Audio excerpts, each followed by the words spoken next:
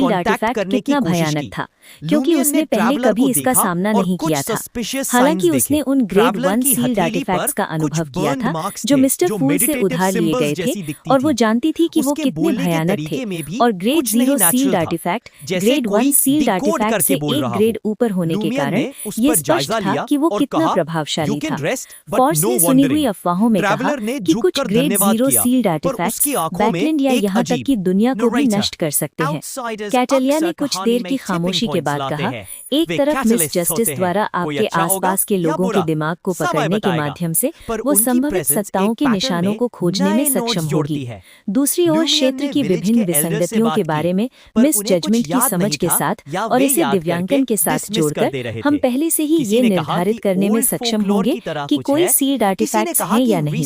यदि हमें इन सब से कोई प्रतिक्रिया नहीं मिलती और यदि सेंट ऑफ सीक्रेट्स के पास ग्रेड 0 सील्ड आर्टिफैक्ट है तो आपको बहुत डरने की आवश्यकता नहीं है। वो आपको तुरंत नहीं मारेगा, वो निश्चित रूप से आप पर नियंत्रण प्राप्त करने और एक सुरक्षित स्थान पर आपसे पूछताछ करने का प्रयास करेगा। हमारे पास उसे सील्ड आर्टिफैक्ट से अलग करने के लिए पर्याप्त समय और अवसर होंगे। याद रखें, एक सील्ड आर्टिफैक्ट जो एक बियॉन्डर के पास होता है वो पूरी तरह से उसकी शक्ति का हिस्सा नहीं होता है। इस प्रक्रिया के दौरान क्या आपने कुछ उच्च स्तरीय बियॉन्डर शक्तियों को रिकॉर्ड नहीं किया था? यदि स्थिति गंभीर है तो पीछे न हटें और बचने की पूरी कोशिश करें। लगता है कि आप भी बहुत आश्वस्त नहीं हैं। फॉर्स का चेहरा अचानक पीला पड़ गया और उसने जबरन एक मुस्कुराहट बिखेरी। मैं अपनी पूरी कोशिश करूंगी। इस क्षण द वर्ल्ड गहमन स्पैरो ने बोलने की पहल की। आवश्यकता के समय मिस्टर पूल से प्रार्थना करें। मैं भी इससे पहले कि वो अपनी सुरक्षा प्रदान करें और कुछ क्षिपासन प्रदान करें कहूंगा। चूंकि इस ऑपरेशन से विकास की परवाह किए बिना प्लेन के वास्तविक शरीर को कोई खतरा नहीं होगा और इसमें ग्रेड 0 सील्ड आर्टिफैक्ट हो सकता है। वो केवल सेफिरा कासल के अपने शुरुआती नियंत्रण से कुछ क्षिपासन प्राप्त कर सकता था। ये सुनकर फॉर्स, शियो और बाकी साथियों ने राहत की सांस ली। जब निजी सभा समाप्त होने वाली थी तब प्लेन ने कैटेलिया की ओर देखा और कहा, ऐसा लगता है कि नए साल से पहले ऑपरेशन को समाप्त करने का कोई रास्ता नहीं है। मैं आपको अग्रिम भुगतान प्रदान करूंगा। फिर उसने रहस्यवाद के कुछ ज्ञान को एक फीकी सफेद चमक में संघनित किया और उसे दी हर्मिट की ओर धकेल दिया।